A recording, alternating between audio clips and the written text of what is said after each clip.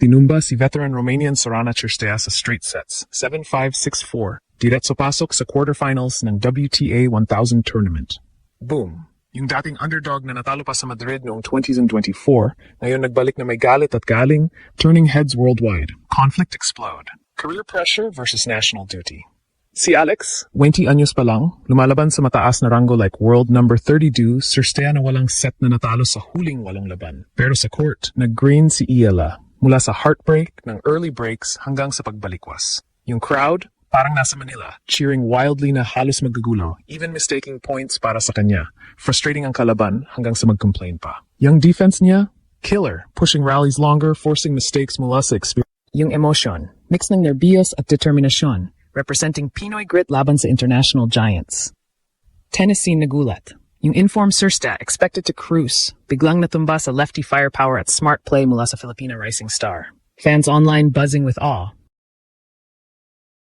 Yung feeling ng upset na parang home advantage kahit sa foreign soil, inspiring underdogs everywhere.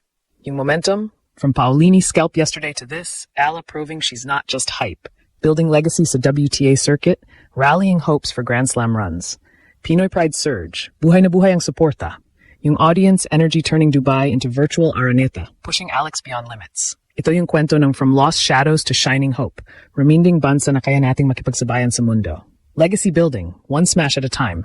Ano kaya susunod? Makakaabot pa si Alex sa semis o may bagong twist? Share your vibes, kabayan. Next part, spills deeper drama. Isipin mo to.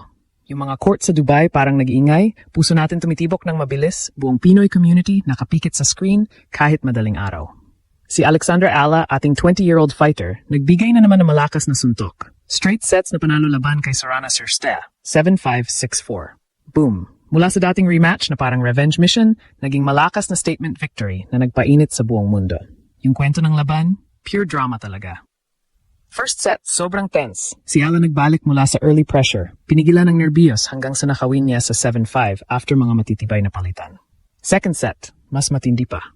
Si Cirstea, bagong mainit at mas mataas ang ranking, sinubukang itulak pero si Alex nagdig deep. Naghalo ng matatalim na lefty angles, matibay na depensa, at clutch winners nagpanginig sa kalaban. Yung crowd, sumabog sa bawat point. Parang mini Philippine frenzy sa arena, sobrang lakas ng sigawan kaya na-distract talaga ang Romanian.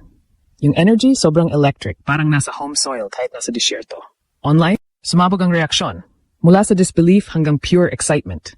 Gulat sa pag-flip ng script ng underdog, paghanga sa composure niya under pressure, at inspiration sa pag-angat ng Pinoy talent laban sa malalaking odds.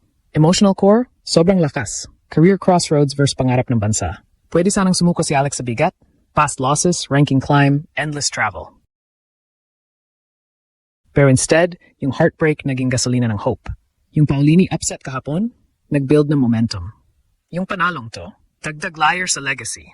Buong tennis world nag-uusap, analysts sinasabing on fire siya, fans nagde-declare na dream run na to, at underdogs everywhere feeling seen.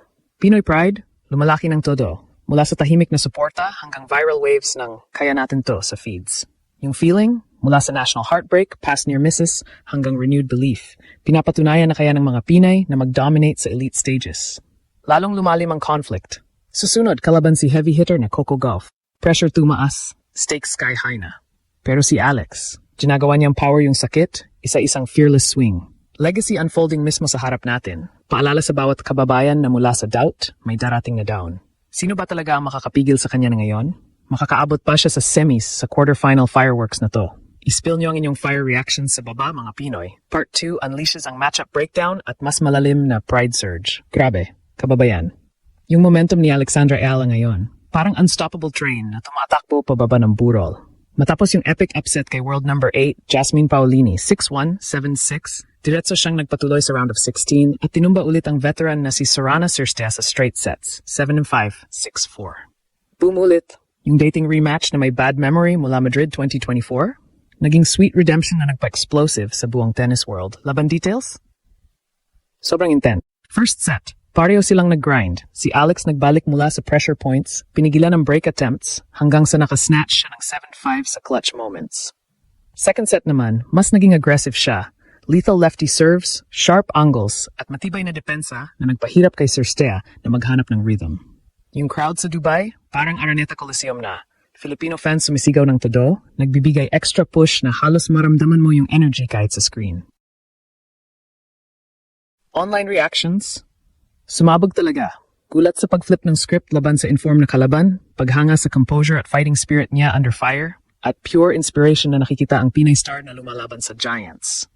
Yung feeling ng suporta, parang buong bansa na sa likod niya, turning Desert Arena into home court advantage.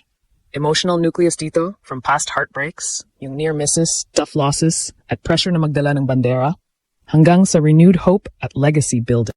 Si Alex, sa edad na 20 pa lang, nagiging simbolo ng resilience, turning every doubt into fuel, every setback into comeback story. Yung Paulini scalp, nag-set ng tone. Yung Cirstea win, nag-prove na consistent na siya sa elite level.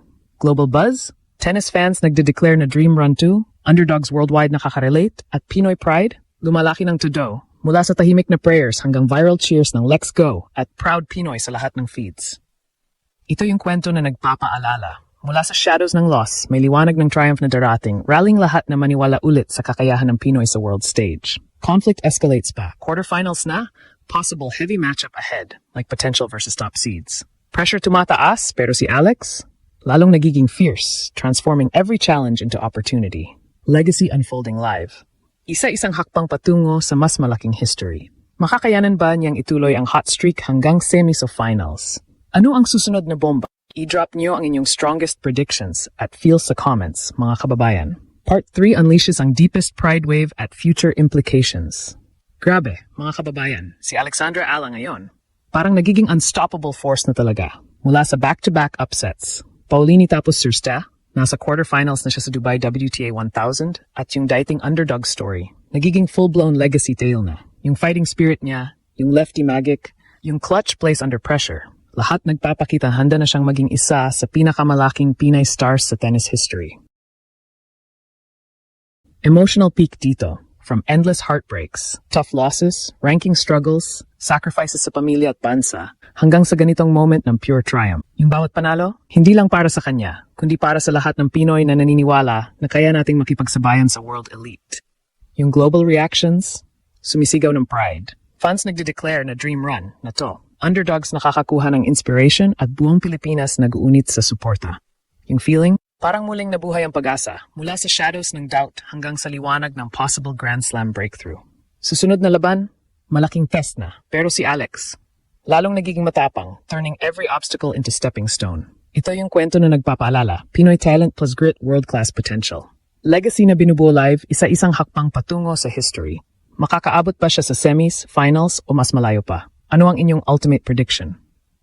Ispill lahat sa comments. Yung pride wave natin, tuloy-tuloy pa rin.